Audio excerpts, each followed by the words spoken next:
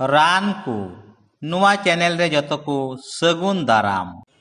धातु रोग से धातु क्षय नुआ धातु रोग दो आसोकायते जुवन उमर रेगी नाम रिया आस दो ढेर मिनाआ। कटी उमर खन गी मानवा हड़मो दो इमान तिया खनिज पदार्थ और आयमा लेकान रासा को मिलाव काते हारा बुरुक काना। तीन रे जुवन ओक्ते सेटेरोक काना हड़मो केटेज और लेंजेर नेल उचुई लगिद आयमा लेकान रासा को सारसा काना। उना को मुद्रे मिद लेकान रासा दो अडी आर सारसा काना। ओने ओका दो काम रस से जुवन रासा को मिता कान। तीन रे काम रस बीरजो बाबा हड़ कोआ मानवा जनम इता दो बड़ीजो काना उना गे को मिता काना धातु रोग से धातु क्षय दो। आयमा ओक्ते नेलो काना कुड़ा गिद्र कोआ से लटू बाबा हड़ कोआ हो राचाते ओक्ते प्रसाब नलीते पुंडगी चाला हंडी लेका बड़े बड़े उडुगो काना। आयमा ओक्ते दो नोंका हो नेलो काना नुआ दो प्रसाब लहारे बांखान प्रसाब तायम ते हो उडुगो काना।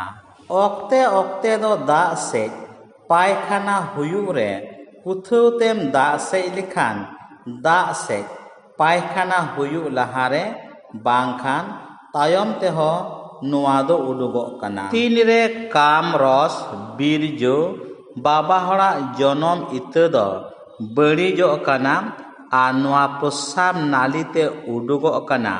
उन रे प्रसाब नाली दो सेंगेल लिका अडी आड जुला काना। तीन रे आम दो नुआ धातु रोग न्याम मिया दिनम दिन ते आमा हड़मो दो रपुद चाबा तामा आर बई बई तेम रोहड़ गसो चाबाआ हड़मो रे दाड़ी हो बाम अइकवा। तीन रे आम दो नुआ धातु रोग न्याम आकाद में नुआ को रानेम व्यवहार दाड़िया। इन दो मिटेन मापिन लयाम काना आम दो आमा कुसी लेका कम से ढेरेम बिनाव दाड़िया। नुआ रान को दो शहर बाजार रिया लटू मुदी खाना बुलुंग सुनुम दुकान रेम नाम दाड़िया। पिपुल 50 ग्राम रली को मिता काना। आदा सूट 50 ग्राम नुआ दो रोहड़ आदा काना।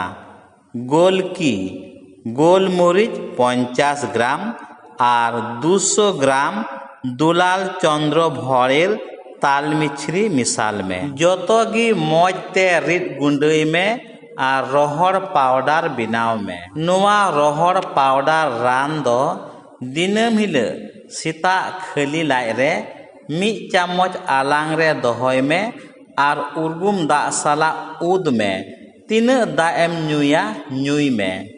नींद दो दाका जम तायम 1 चामच उना पाउडर रान आलांग रे दोहय में और उर्गुम दा साला उद में तीना दा एम नुया नुई में। नोंका लिका आम दो पे चांदो हबी जम में और नेल में लहा तिना आमा हड़मो मुठन दो मौजगी चिकड़ लेंजेर हेज रुवाड़ कान तामा।